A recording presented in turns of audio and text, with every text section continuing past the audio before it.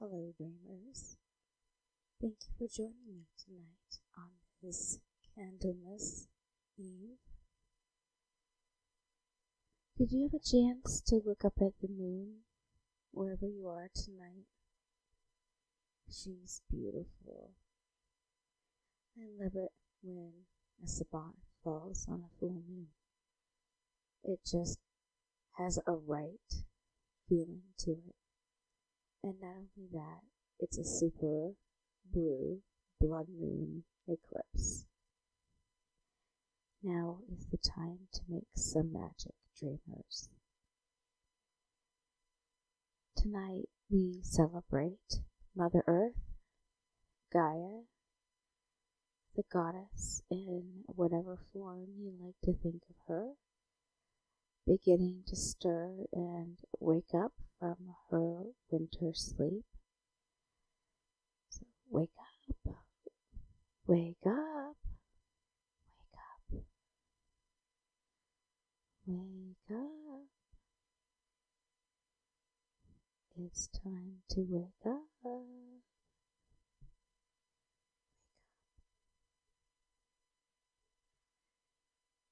Demeter's morning is about to be over, which means, thank Goddess, winter will soon be over. This is the beginning, anyway. The beginning of the long winter white cold. The long death sleep is about to be over. I'm a summer girl. Midsummer is my season. It's my holiday and it's my birthday. So I can't wait for the earth to stir. I'll be the first one out there, stomping my feet and dance on the ground, ringing the bells, making music, telling our mother that her long sleep and her long mourning for her daughter is over. Spring is returning, dreamers. So as we think about that, we also want to think about what kind of magic we should be making during Candlemas. So I've prepared a little bit of research into Imbolc, which is another name for Candlemas, which is also known as Bride's Day. And I'm going to talk a little bit about initiation and awakening and setting intent. Imbolc or Candlemas is the first cross-quarter celebration on the Celtic wheel and known as the Festival of the Spring, which happens every year between February 1st or 2nd to the 7th, depending on where you come from, and celebrates the goddess Brigid. Imbolc has become a living example of how the ancient goddess and earth-based pagan worship got not so much taken over by the Christians as it did blended or mixed up with them. As you'll soon discover, the pagan goddess of spring, Brigid, was not only taken over, she was actually canonized and made into a saint by the Christians, so that today the Imbolc celebration is a mix of the old ways and the new ways. When Ireland was Christianized in the 5th century, the mantle of the goddess Brigid was passed on to become Saint Brigid, who is an actual living woman born near Foghart, near Dundalk, County Louth. She founded a monastery in Kildare and ended her days there. However, the pagan goddess Brigid's festival was Christianized to become St. Brigid's Day, thus combining the two and drawing the pagans into conformity.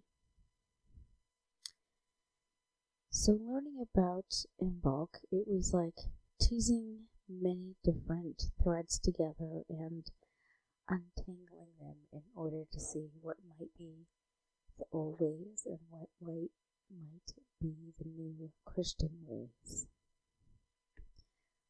What I hope to gift each of you, dear dreamers, is some inspiration of ideas old and new, and some simple ideas for ceremonies that you can take either back to your communities or your chosen families or out into the world for celebration and sharing. But what first is Imbolc and where did it come from?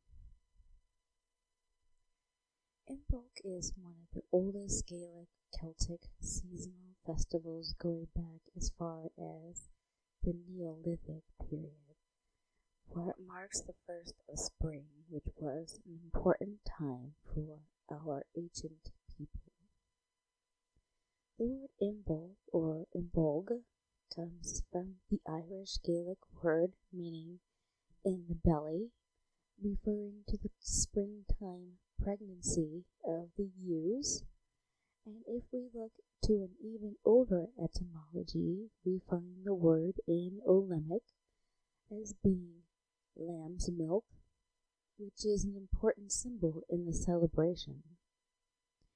Either way, Imbolc refers to the waking up of the land, and there are a great many celebrations and crafty ways to celebrate.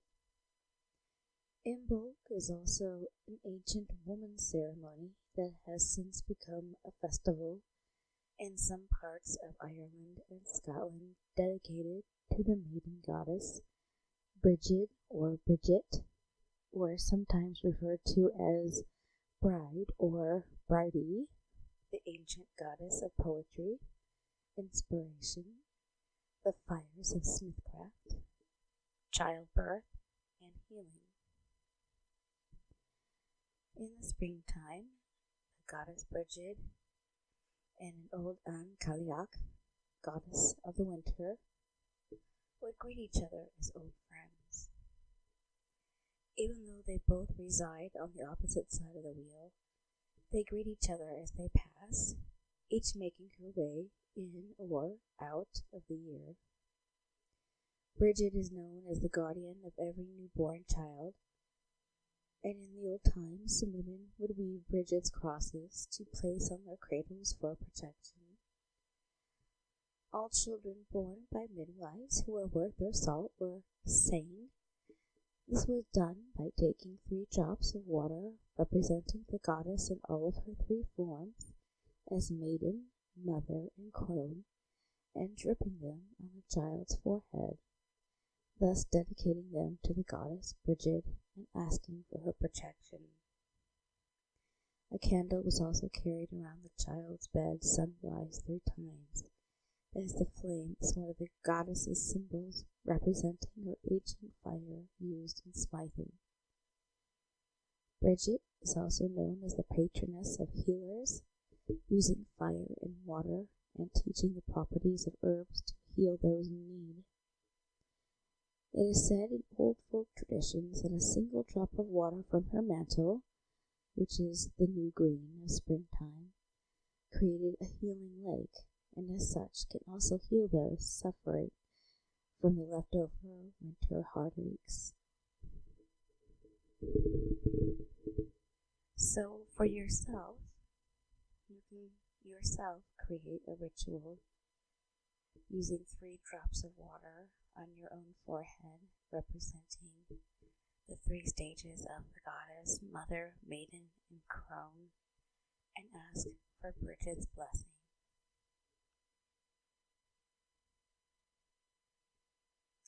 Other rituals can also include customs such as blessing your hearth and creating birdie dolls made out of straw, which are later buried in the earth for fertility reasons. and I'll go into dolls a little bit later. Imbolc is also a time to visit sacred wells and springs for blessing and inspiration, a time for lighting fires and divination, which involves using ashes from the hearth. I'm very lucky to actually have a real working hearth. I have a fireplace that I use every single day, especially in the winter. But not everyone has that. If you don't have a hearth, hopefully you have something that represents a cauldron if you're a practicing Wiccan, and if you don't have that, in place of a hearth, just lighting a candle can be sufficient enough. If you are interested in performing your own Imbolc divination reading, this is sometimes referred to as s'moring the hearth. The first thing you will need to do is to light a fire. If you have a fireplace, that's wonderful, but if all you have is a small bowl to represent the cauldron, that would suffice. Anything can be burned in the fire, but traditionally it was a Brigid doll from the past year. If you don't have a Brigid doll, it is always nice to set new intentions or ask for new beginnings if your heart needs healing at this time. Do this by writing these intentions on paper or cloth and then burn them down to ashes. Once you have cooled ashes, you may begin the divination process. Take your ashes and spread them smooth on a piece of paper or in the hearth just before going to bed.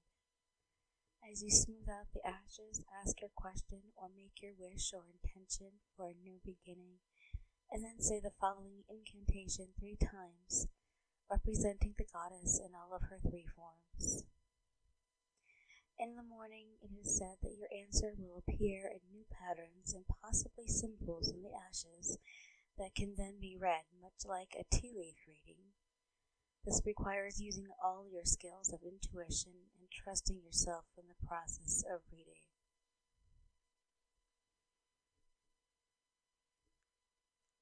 This is an old Celtic s'moring blessing from the 19th century.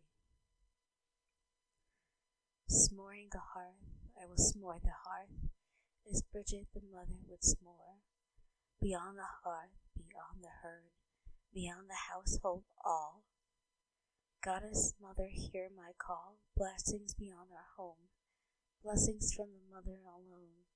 Show me in ashes my answer dear, and remember you I will all year.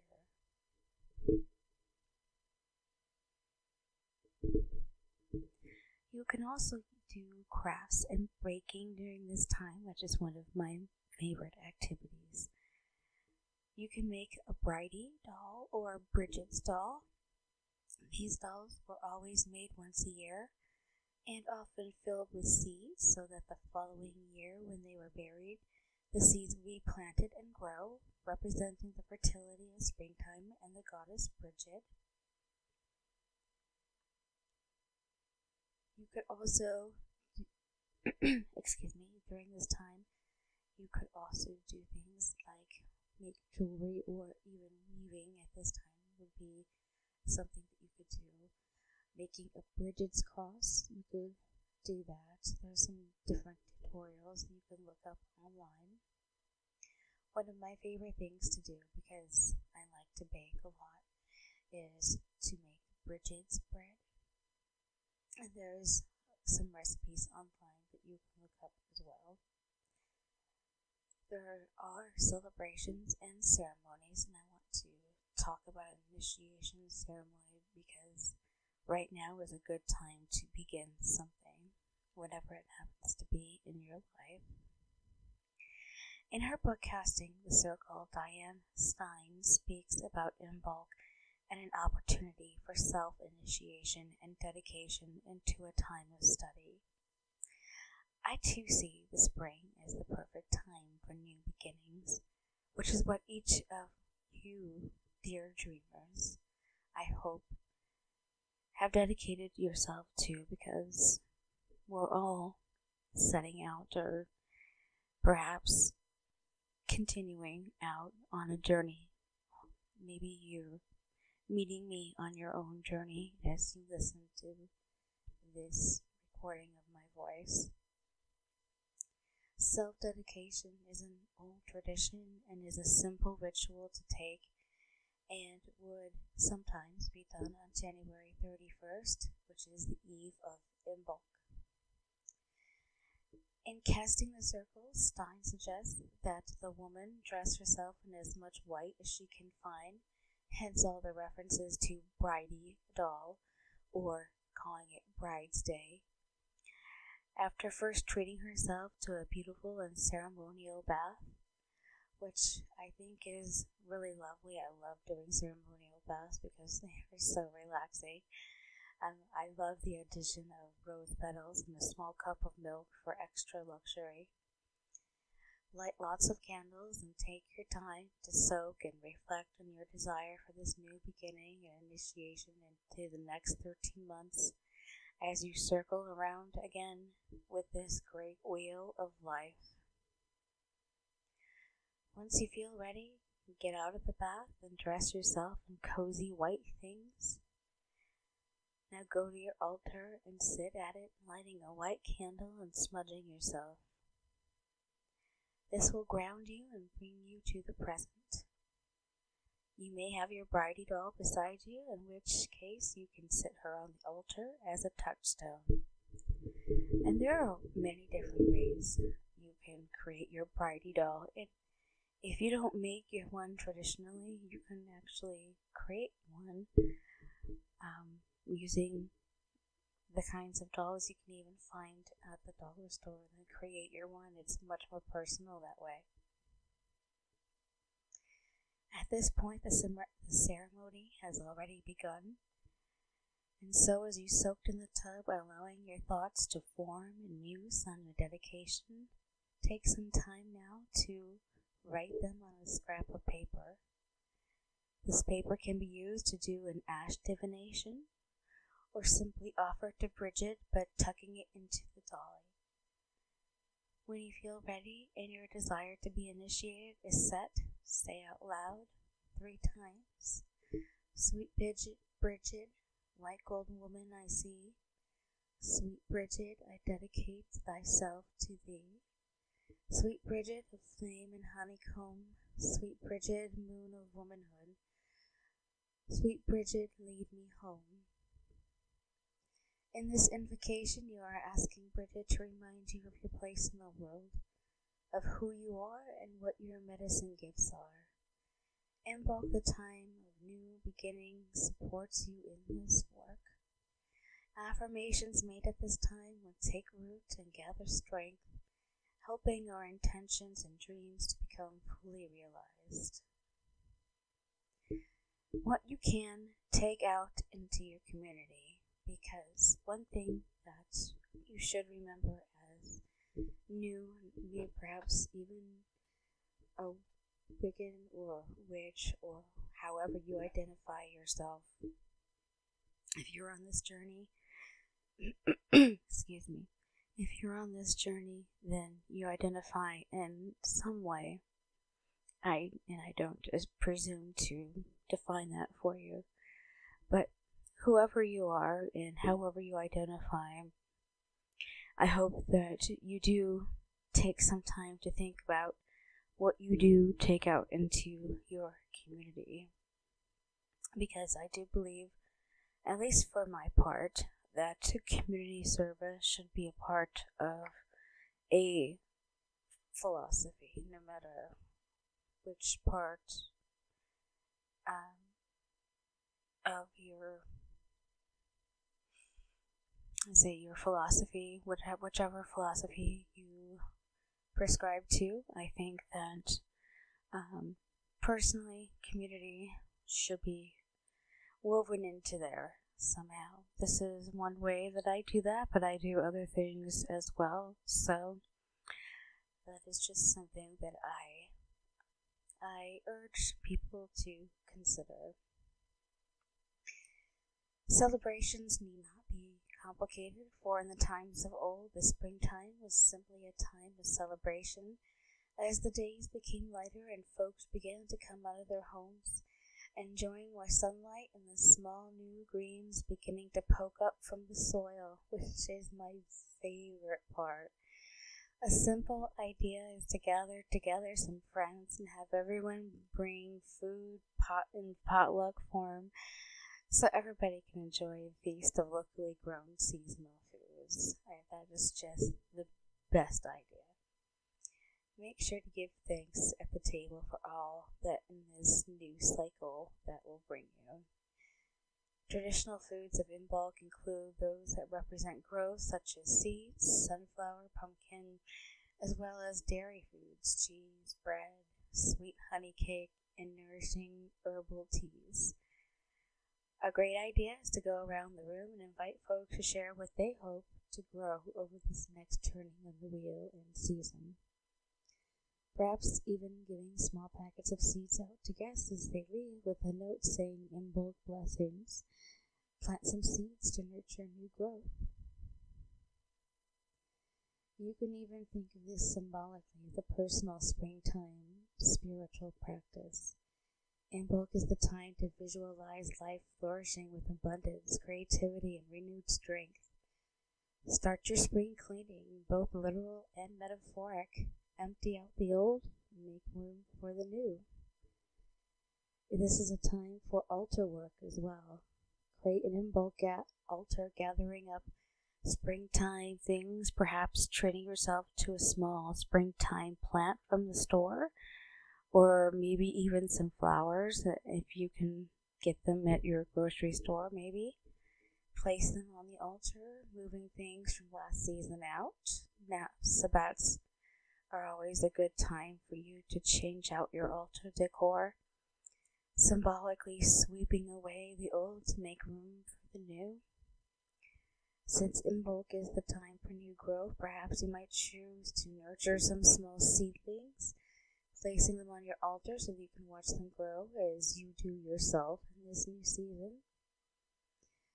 Place a new white candle on your altar and make a practice of lighting it either once a day or perhaps once a week, time permitting, and sit with a cup of herbal tea, taking some time for some inner springtime reflection. What are some questions you could ask in springtime reflection? Well, you could ask, what are the hopes and dreams I want to plant this springtime that I hope will grow over the next year? Is there anything specific I need to do to nurture this new growth that I was to see come into fruition during this next phase of growth? If you think about your life as a garden, ask yourself, are there any weeds that I need to have removed from my life that perhaps they need to be taken care of? If there are, ask yourself, do I really want to keep those weeds into and through the next growth cycle again, knowing that they will get bigger and stronger and thus harder to remove if left too long? Can I take charge of some of those things now?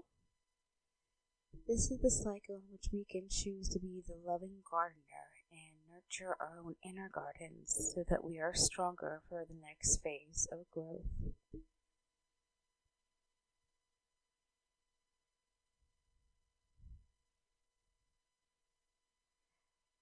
Festivals in Ireland and Scotland. The eve of the Feast of the Bride in Ireland was celebrated by groups of children carrying a bride doll home to home, where women would bring out cake and other sweets that contained milk in them to share. Often the parade included a replica of Brigid herself. People also often left out a piece of cloth representing the sacred mantle of bride, so that when she passed by, she would bless them. These blessings were for the healing people and animals, especially in giving birth in the coming year. A simple food offering was also left out as well, usually cheese or a sweet cup of milk. In the Donegal area of Ireland, families gathered on St. Brigid's Eve, and rushes would have been gathered and left at the door until the ceremony began at midnight. At the appointed time, a designated person covers her or his head and knocks at the door. The woman of the house then opens the door and welcomes Brigid, saying, "Welcome, Brigid," to which the newcomer replies, "God bless the people of this house." All participate in making new Brigid's crosses or Celtic crosses for the year and burning the ones from the previous year. St. Bride's Day in Scotland. In the Scottish version, the Cailleach, the old goddess of winter, transforms herself into bride on this day by drinking from the well of youth. With her white wand, she touches the ground and the flowers of spring emerge. In her aspect as Cailleach at the onset of winter, her blackthorn staff shrivels the growth into barren winter. Bride with her white wand is said to breathe life into the mouth of the dead winter and bring him to open his eyes to the tears, and the smiles, and the sighs, and the laughter of spring. The venom of the cold is said to tremble for its safety on Bride's Day, and to flee for its life on St. Patrick's Day. In a more public ceremony, the village girls, all dressed in white, carried the bride in a procession throughout the town. The townspeople were required to give the group a gift of flowers, food of bannocks, butter, or cheese, in gratitude to the saint for the year's bounty. They finally gathered at the end of the day in a particular home to put the bride to bed and prepare for the feast for the next day.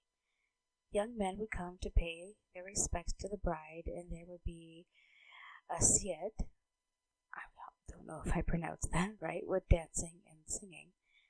At dawn, the group would sing a hymn to Brigid and distribute the food to the poor.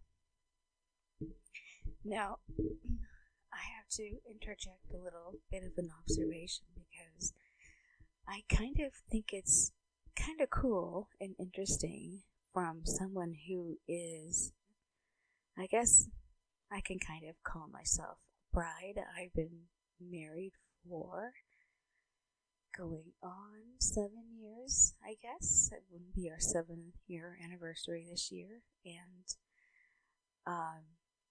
in the community that I live in, some emphasis is placed on the wife of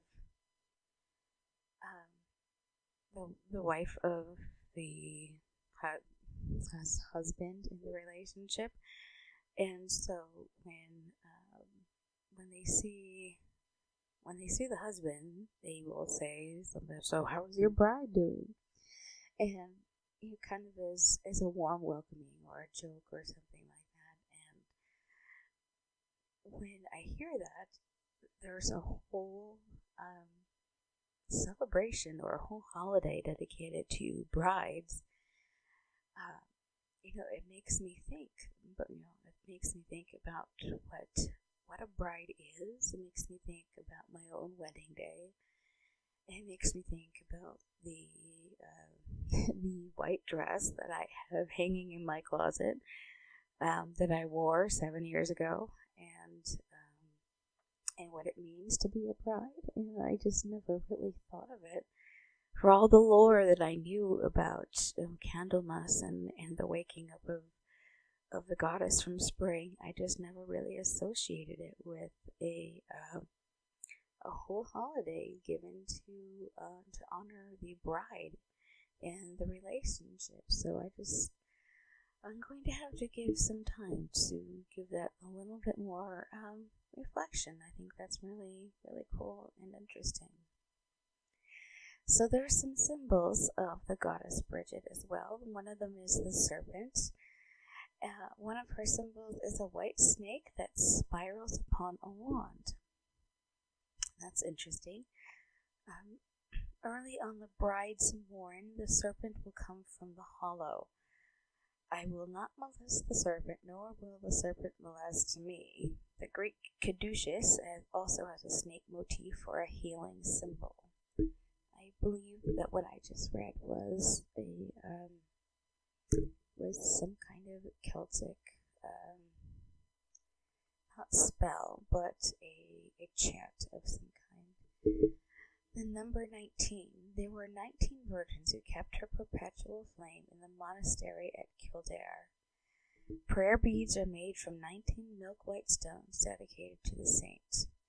Spells invoking Brigid take 19 days. For instance, lighting a special candle dedicated to her for 19 days, along with prayers of supplication. 3 is also a sacred number, as Brigid is a triple goddess. Colors. White, as we've found out, is a theme here. This is her color, and symbolizes purity and milk, as are the colors red for her fire and green for her springtime mantle. Herbs and flowers are angelica, basil, bay, heather, myrrh, snowdrop, rowan, and all yellow flowers. A wonderful activity to do is to make a wreath of one or some combination of these flowers and herbs together to make a wild bouquet. And that also sort of makes me think again of my own bridal bouquet, which was made out of all wildflowers from the mountain, which I wouldn't be able to get now anyway because it's all completely snow covered, but that's another connection that I can make here to my own connection to Bride's Day. The swan, excuse me. According to Robert Graves, one of her symbols was the white swan, and with white being her color, this too makes sense. There is a little rhyme that goes with it. Black the town yonder, black that those are in it. I am the white swan, queen of them all. The cow and the stag. Now it looks like there are some legends and stories and poems. Now this is sort of my area of expertise. Brigid loves all living creatures and animals, especially sheep and cows, and especially during the springtime birthing season, as she is a goddess of fertility. She is also strongly associated with the color white and with milk.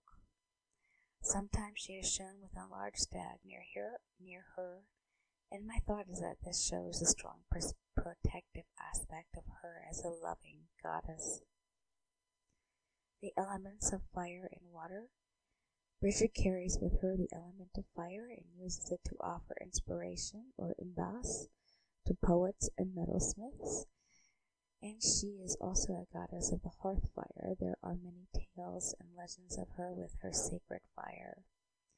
Water too is also her element, as there are a good many wells throughout the Celtic lands, and they are named after Saint Brigid. It is said that she has often stopped by these wells on her travels and blessed them with fresh water. This is why there are many, many wells with blessing cluties tied to it or close by as offerings of blessings from the goddess. White candle. Brigid's feast day is also called Candlemas, a time when candles are blessed by the saint. A white candle should be dedicated specifically to the saint and kept on her altar.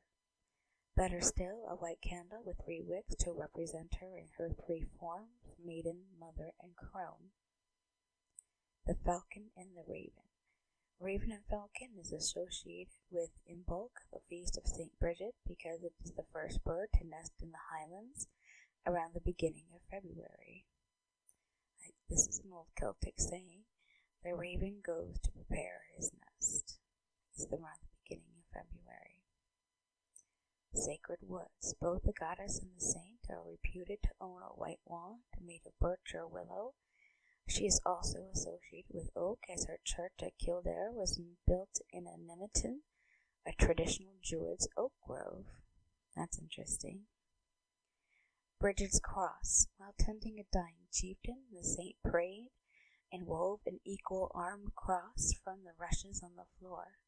When the dying man asked her about it, she told him about the salvation of Christ, and he agreed to be baptized before he died.